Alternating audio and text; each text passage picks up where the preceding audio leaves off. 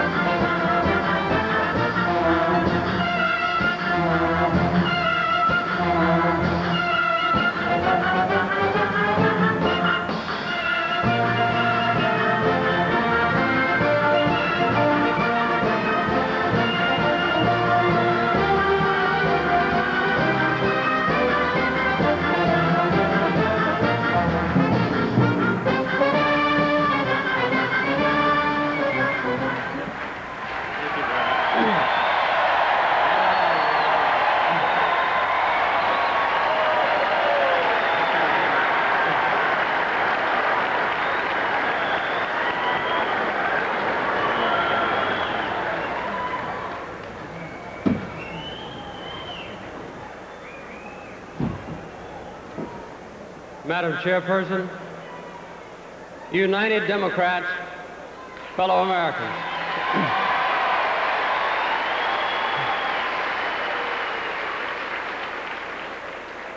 Here I go again.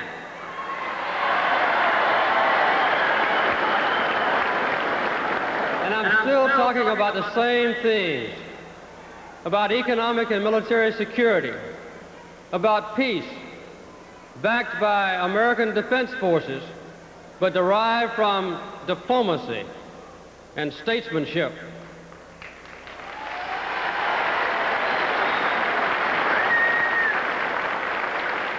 About simple human justice and basic human rights. I'm here to affirm these fundamental values once more and to remind you of the importance of our work this year in choosing a new president to lead our nation into the future.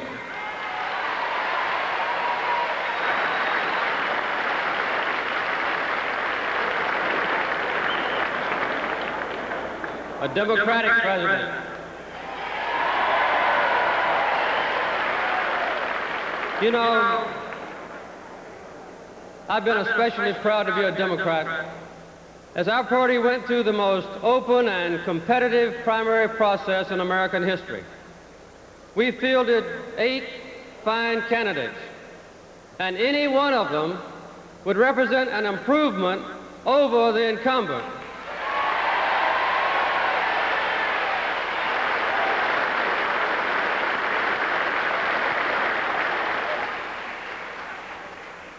We all owe them a debt of gratitude to Reuben Askew in Florida,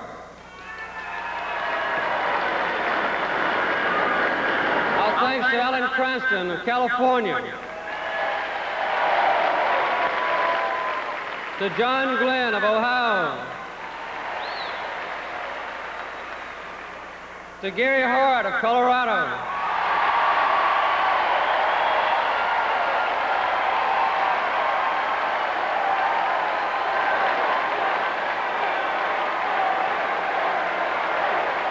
to Fritz Howlings of South Carolina, to Jesse Jackson of Illinois, George McGovern of South Dakota, and Walter Mondale of Minnesota.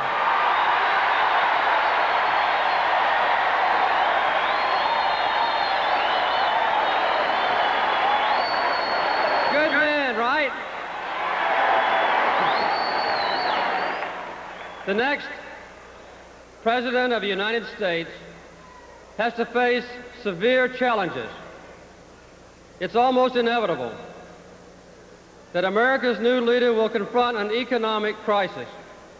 We are now experiencing in this country the false glow of a temporary boom financed by a policy of borrow and borrow, spend and spend.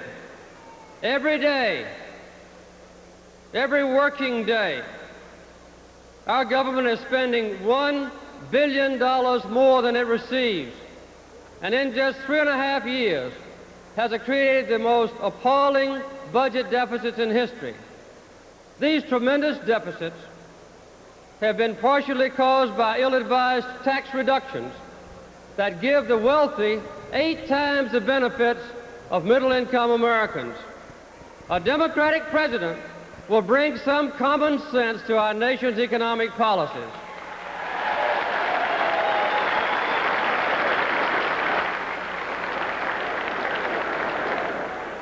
The great Democrats of the past have raised our nation to worldwide leadership and forced an effective system of military deterrence.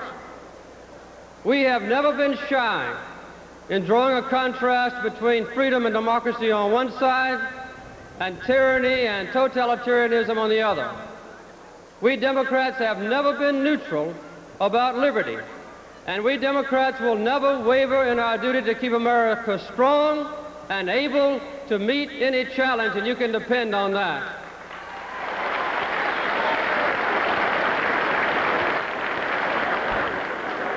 Our commitment to a strong America is unshakable. But the tough question is how we should use this tremendous power and influence. A few months ago, I was in Hiroshima. The nuclear shadow still darkens this city where an atomic bomb was exploded in anger for the first time. In my remarks near Ground Zero, I was careful to mention first the surprise attack on Pearl Harbor and the need for mighty nations to resolve differences peacefully. In a nuclear war, the alternative to peace is horror beyond imagining. The survivors of the next World War, if any, would merely scratch for existence in the poisoned ruins of a civilization that has committed suicide. Our nation must face the fact that since 1979, little real effort has been made to reduce the world's nuclear arsenals.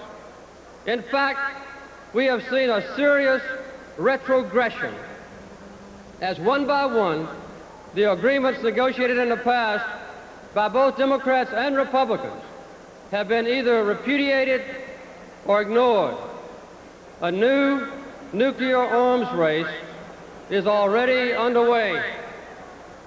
A national commitment to balanced and verifiable agreements would be a major contribution, not only to peace, but to our own national security. It is time for presidential leadership in this crucial realm of international diplomacy.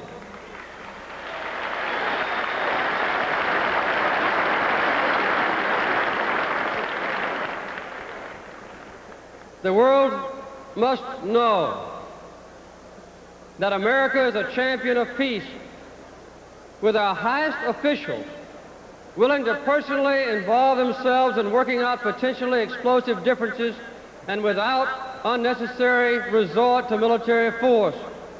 Instead, to the embarrassment of us all, we have now acquired a reputation for unwarranted belligerence.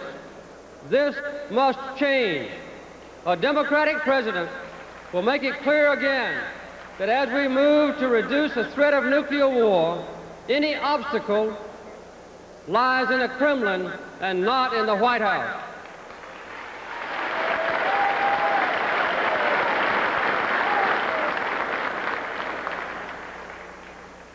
The great democracies of this world are not free because we are strong and prosperous. I'm convinced that we are strong and prosperous because we are free.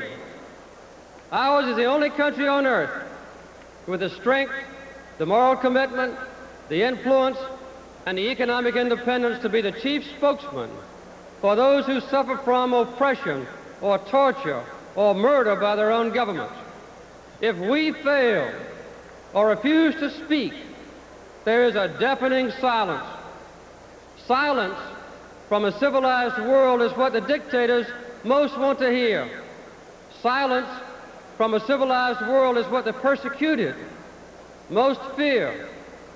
Jacobo Timerman, the newspaper editor who barely escaped the reign of terror that gripped Argentina, described how he felt as a political prisoner. Listen to his words. What there was from the start was a great silence. That silence which can transform any nation into an accomplice. The Holocaust will be understood not so much to the number of its victims as to the magnitude of the silence in which it existed.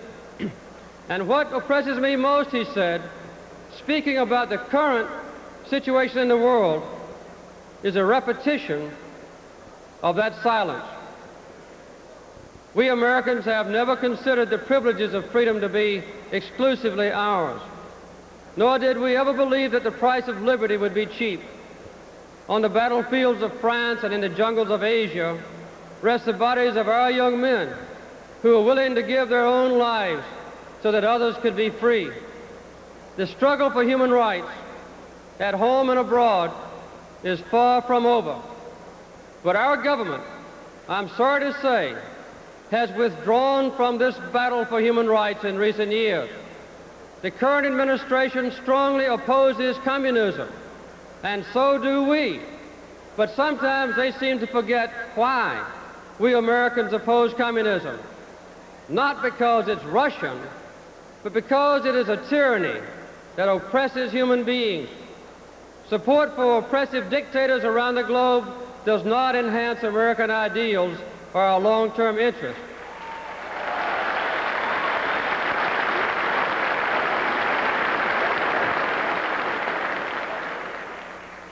Nor can American support for death squads bring democracy.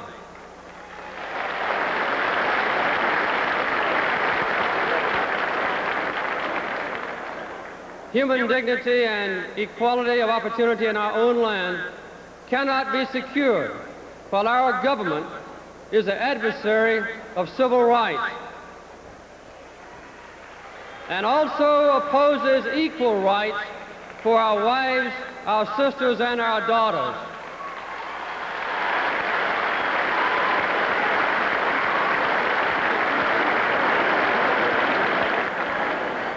I am proud that we Democrats will have the first woman serving as Vice President of the United States.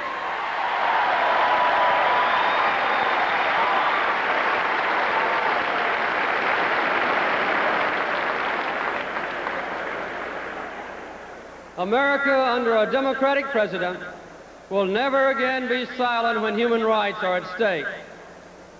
Our American values are not luxuries but necessities. Not the salt in our bread, but the bread itself. We must remember these words. We hold these truths to be self-evident, that all men are created equal, that they are endowed by their Creator with certain inalienable rights, that among these are life, liberty, and the pursuit of happiness. For this generation, our generation, life is nuclear survival. Liberty is human rights. The pursuit of happiness is equal opportunity to enjoy the fruits of a productive society.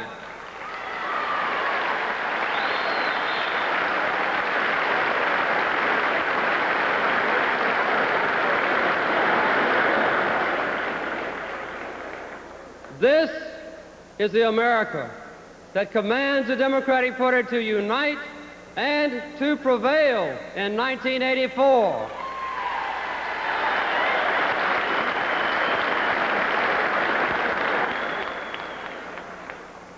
My closing words are the same as those spoken 8 years ago in another city a continent away by a little-known Southern farmer who was deeply honored when he was nominated by you as the next President of the United States.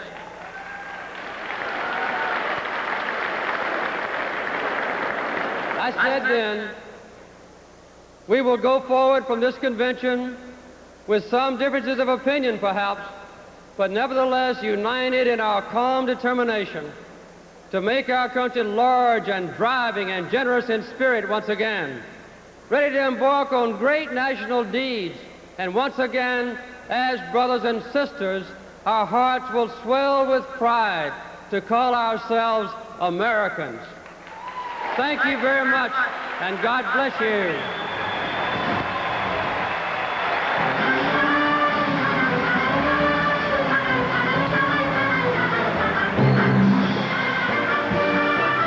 Live from San Francisco, former President Jimmy Carter, 39th President of the United States, has just completed addressing this convention, having prevailed on Walter Mondale personally, apparently, to get his time moved so he would be speaking on the major networks to the nation as a whole.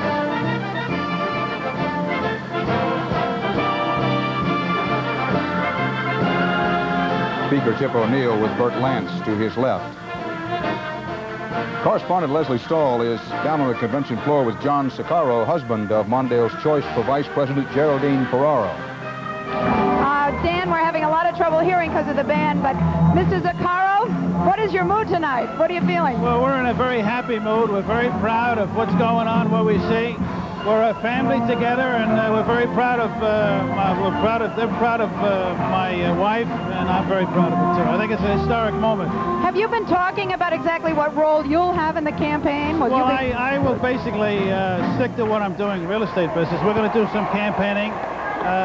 My job, mainly in the weekends with my daughter, Donna, will be, I think, enough during the weekends, but the other two are going to be full-time with my wife. Will we ever see you out there beside her while she's giving speeches? Oh, surely. Will you be speaking yourself? Yeah, I've been beside her since 1978. Standing right next to her. Do you have any funny feelings about it at all? No, we're very confident, and she'll prove herself to be a very great person in this. And I think she's a role model at this point. I think it's a great attribute and a great contribution to this country. Terrific. May we talk to your children? This is Donna. Hi. How old are you? 22.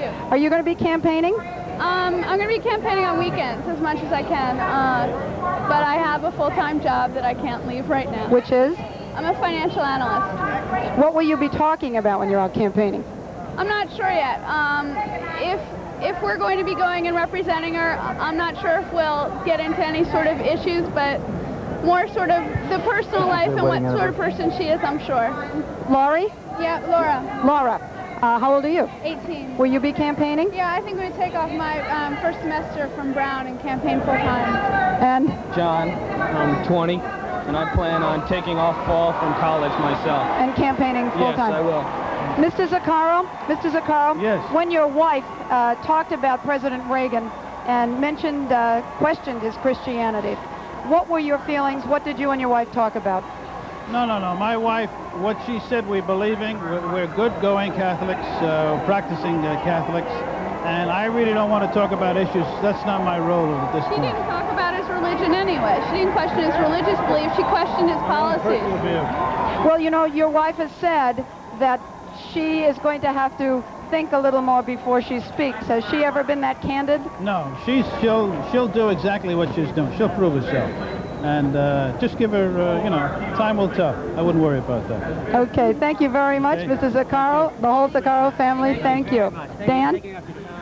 The family of Geraldine Ferraro. By the way, Geraldine Ferraro will not be in the Moscone Center as earlier reported by some tonight. Her husband and children will attend here and be listening to the keynote address of Mario Cuomo, the governor of New York.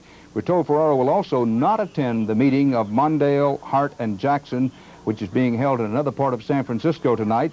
that Ms. Ferraro and her husband will attend a small party in another part of the city to celebrate their 24th wedding anniversary. And our coverage of the Democratic National Convention will continue in a moment.